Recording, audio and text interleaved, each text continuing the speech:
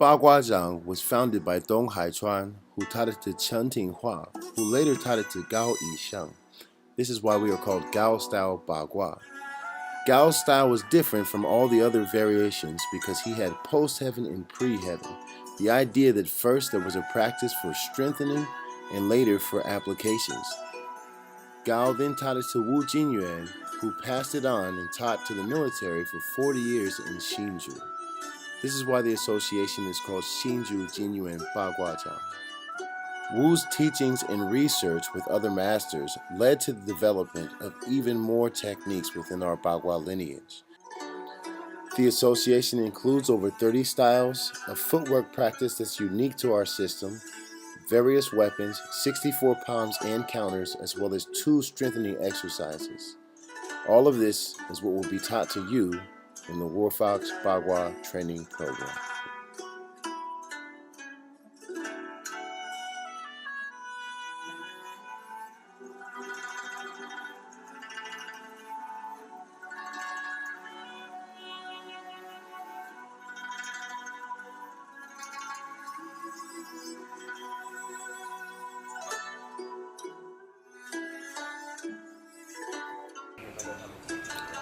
The first movement we're practicing is the snake bite, a single snake that starts with a coil from the hips and releases all the way into the fingers.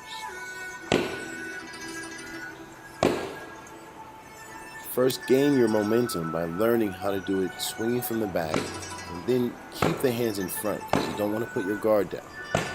So there's a difference between practice and application. Learn to feel that difference. Here we're using a broken rhythm. First I find my rhythm, and then I have to learn how to break that pattern. So try both sides, make sure you're nice and comfortable. And by using more weight forward, back, extra twisting or leaning, the rhythm begins to change.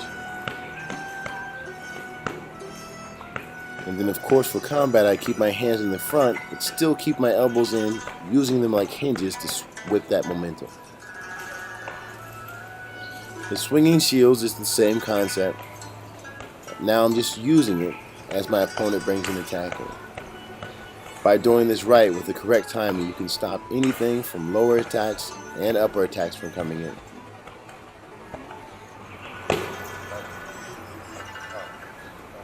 Here is countering practice. First I block 2 times and then go in with a strike. And with footwork, this will lead to another strike. Called an entry strike. When you use the strike to get in closer. That strike could be on his hand or his head. It depends on how you need to get in.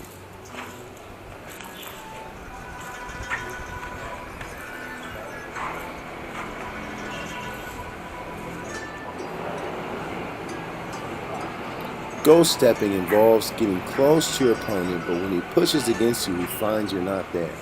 You'll see that I'm using a pung step most of the time, or a T-step, sorry. The T-step pulls you out of the way just before it gets there. So I give him a feeling, the sensation that I'm there, but as he pushes in, I disappear. Ghost stepping is crucial.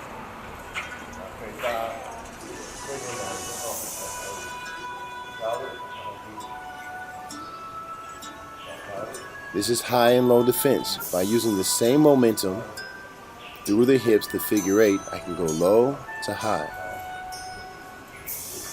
Let the arms just relax. Keep the shoulders pressed down and swing through the hips. Once again, just like a paintbrush.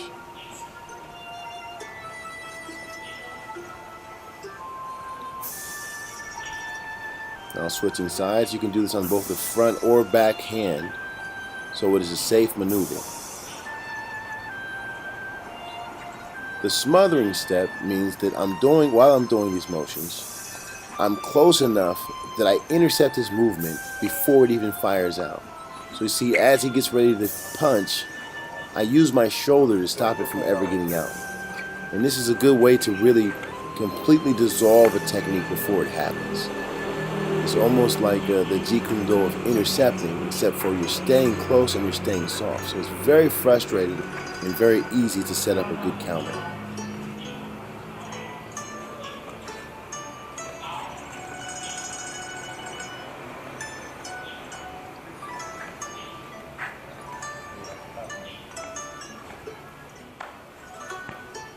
Now offensively I can do it as well, going from relaxing.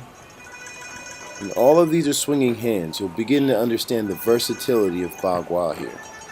Every technique has thousands and thousands of applications. You just have to research them and find them.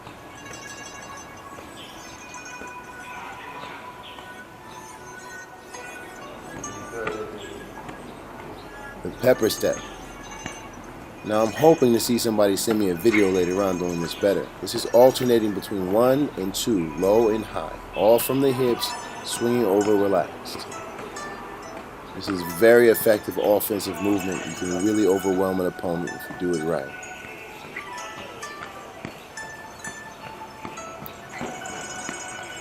When you get a chance, practice and please show me your pepper step. Distracting the guards. This means the opponent's guard is being led one way than the next direction. You'll see that I'm not really using my hands as much as my feet. My foot is what's putting me in the position. My hands are more of just a distraction. So while an opponent uses his mind to stop your hands, your feet put you where you need to be.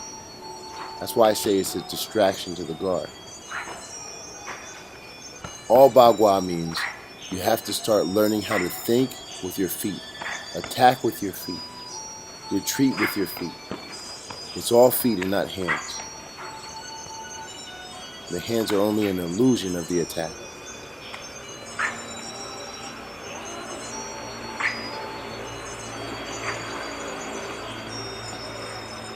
By using tongue step, I can put in the elbow, come around to the back.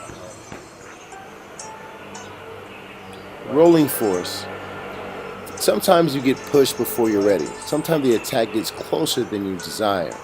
But using the swinging hands, you'll see that even when you're pushed, you can still count it. So as he pushes you, just sink into your hips and relax, and you can still counter the technique. Let your body go limp, but staying in the structure, not completely limp.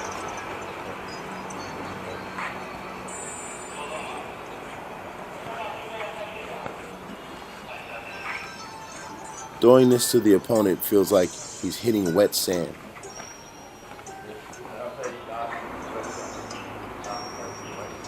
Now these are one-step drills. It gives you a single attack and you counter. This really teaches you about spacing. It's good to find a partner to help you with these ideas. They don't even need to know martial arts, but what they can do is really help you. And later on we'll get into more resistance. But before you can deal with resistance, you have to learn where to be. Now we can use this for the grab, pulling it down. And this is the lock here. As it comes in, I use a swinging hand to the chest level and tighten my hips and use a lock. This opens up to the ribs. Or I can go to the back of the head or to the jaw. It's important to realize that pull is not the hand, but it's the body weight drop.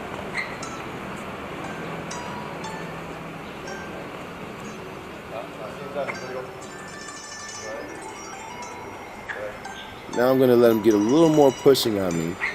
And this is where you need to learn to relax and make sure your swinging hands is in the right position. You can use your elbows and shoulders, but the idea is to use one single movement to keep you out of trouble. This way you can really become friends with the movement. So you'll see every time that I get in a real jam, the swinging hands pulls out.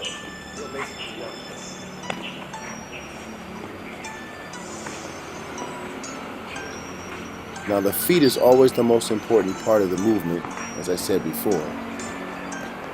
But by using that figure eight in the hips, you can keep all energy away from you, keep it frustrated, and just wait for your opportunity to attack.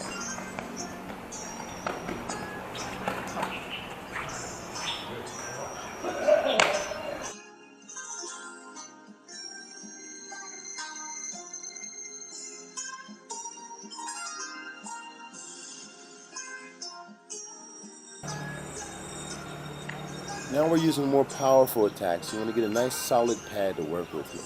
Still using the swinging hands, but I'm going to launch my energy in a forward momentum, more towards the belly area, or off the belly. Keep the elbows in, and use repetitive strikes. Switch sides, doing the same thing. Make sure that you feel your arms aren't using any energy at all.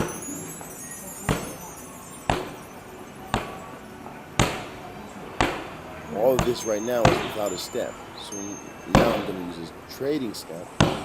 It's giving me even more power. My hands in the front, they're not just waving around. Those are blocks, counters, strikes, and locks. So if something comes in while I'm doing that step, I'm going to lock it first. Then I'm going to strike. This is the double tap. One hand creates the pressure point, the second one creates the damage. Both of them are using the benefit of the foot and the stepping.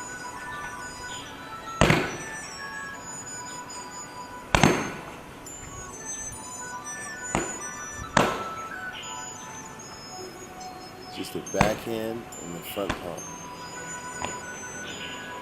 Now this is the fourth step. Now we're going to actually use the half step.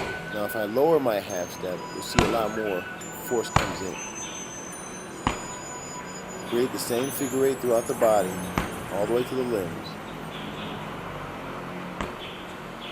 Now the step gives us a little extra bang.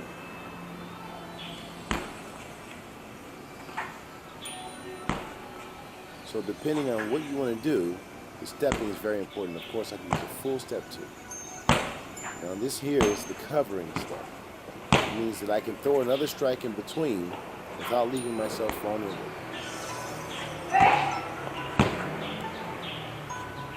Using the side kick, I cover it right away with the next attack. The exposing step. Now I'm treating the pad as just something that's in my way. I want to get back to the target, which is my poor friend David's back here.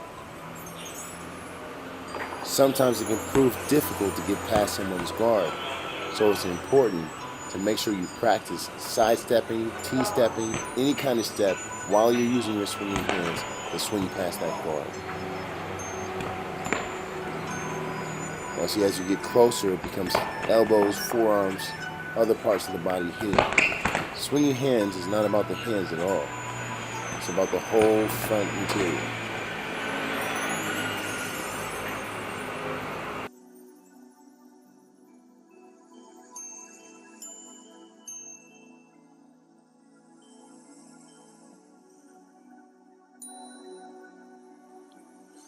When you're practicing two-person with swinging hands, it's first important to find your rhythm. Make sure he's trying to touch you. Make sure his hand would pass through you and pull it back so it's not just with the hands, but with the hips shifting backwards. The hips shifting back and the other one shifting forward, that's how the movement is done. So you always make sure they're touching you first. Now we're doing a half step backwards. This leads right into a grab. Remember, if the grab is there, always take it.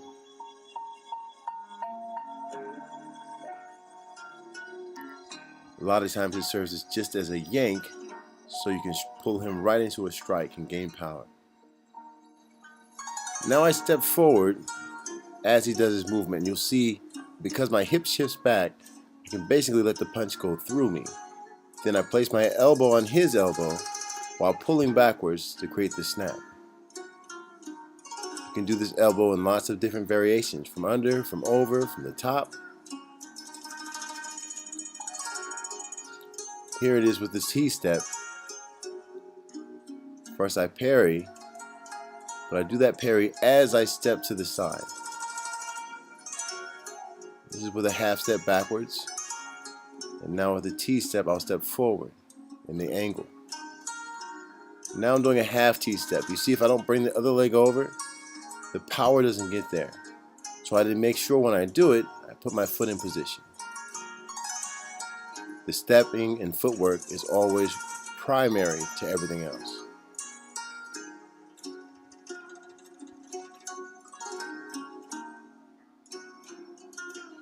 Now with the 1-2.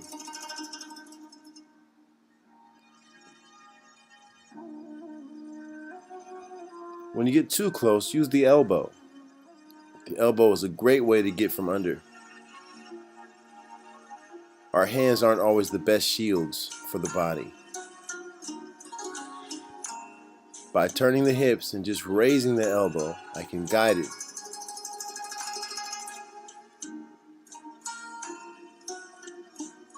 Now my brother is just testing my defense.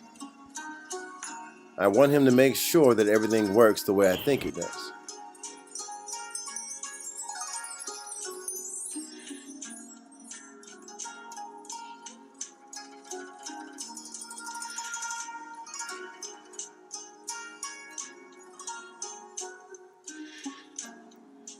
Now we work from the counters after the 1-2. We want to get into the habit of exposing his weaknesses as well.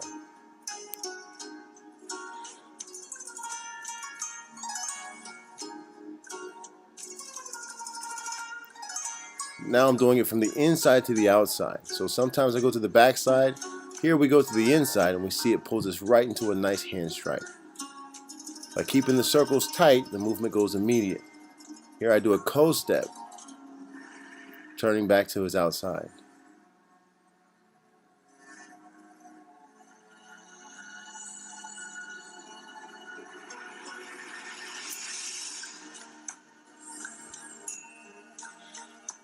It's important to let the body move and do what it needs to do. Don't try to make a punch. Don't try to make an elbow. Step into the right range and do what needs to be done. And the distance will determine what type of strike it is.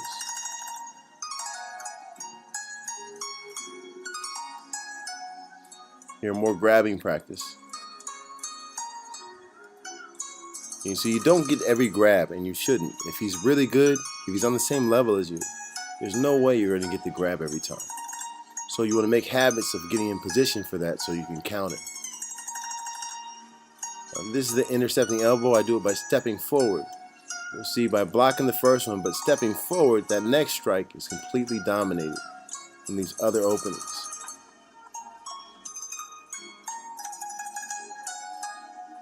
This is a full step.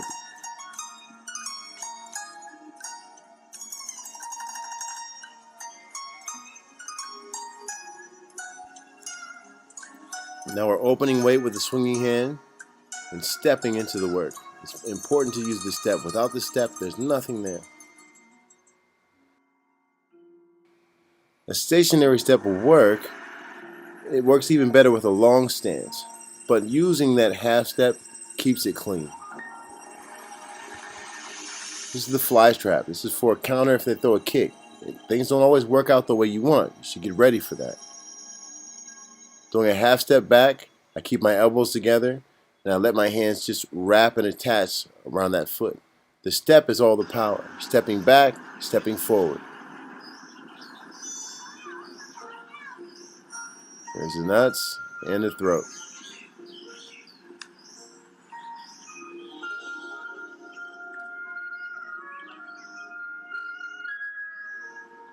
Now I'm converting the swinging hands into elbows. It moves in like a propeller-like motion, throwing his grasp to the back. Works against the punch too, but just basically lets you know how to move and dig in. There's lots of options here. By stepping in, you really only need 2, maybe 1.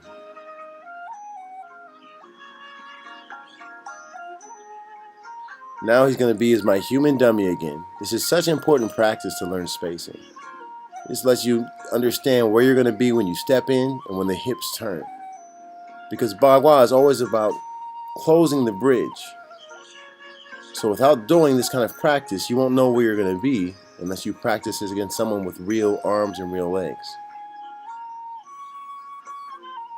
Make sure every hit is a step and use the hips to generate that extra power. Leading with this pull is an excellent tactic. You pull him right into the strike, you gain extra power, you distract him momentarily. Just come in with that elbow up so it can deflect that backhand.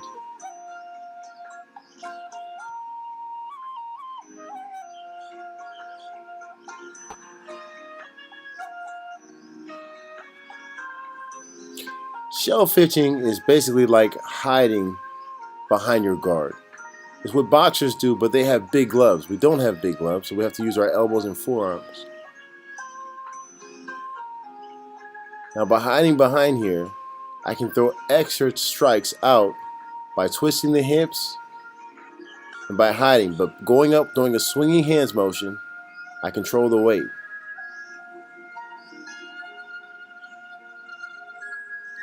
I just bring that momentum forward instead of backwards. So here it is, the shell, I'm hiding, swinging hands, coming in. Here I'm doing this in two motions. First the block, and then I open them up, expose the rib, and strike. But in actuality, when this is done, it's only one motion. You practice it in two motions so that you know what it feels like. That consecutive movement is important for peeling somebody open. So it's two motions, but it becomes one motion. So you see I block, I come back, block, come back, and then slowly put it so it's just as one move, or at least especially only one step, one half step. There's no time to do any real blocking in a fight, but you can keep your shell on and rotate into them.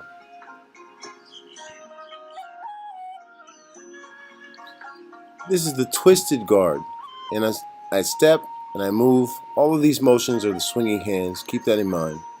By improving that, you improve everything. But I open them up by bringing one of the hands up, the other one down, and then that footwork changes where I place his hand. Here I'm doing a backwards multi-step. But every step will change the nature of the movement. So one hand went up, backward step,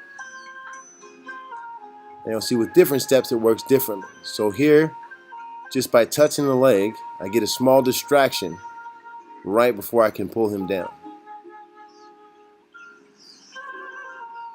This is the multi-step forward. Puts me into an armbar. You'll see here it's shifting weight 1, then 2, then 3. It happens very quickly as one motion. Multi-step forward and turning multi-step. Never let go of that arm. Now we bump him and then we pull him in the direction we want. So the bump is more important than the pull. It puts him off balance, and then you can do another motion. And by pulling and yanking and pulling and bumping, it's easy to knock him off balance.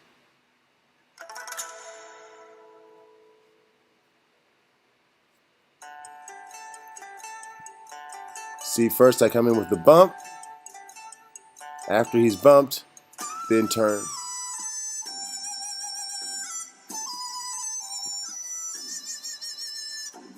Small sweep and then straight.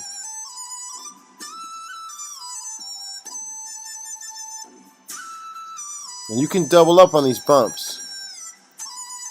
It'll help put that momentum into it. Now we're using the swinging hands to go from up to down.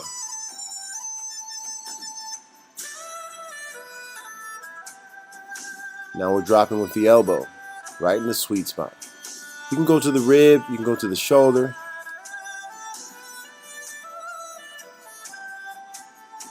Now we're just taking his momentum off. Leads into more. Here with resistance is the in and out practice. You go in for a move, he counters it. That's what's going to happen most of the time, and you need to prepare for that. We'll get into it in the later videos.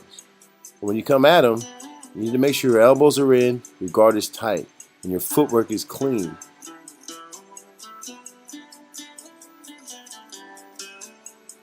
So I go in for our movement, he counters it, and then I counter that. All stepping between the sweet spots.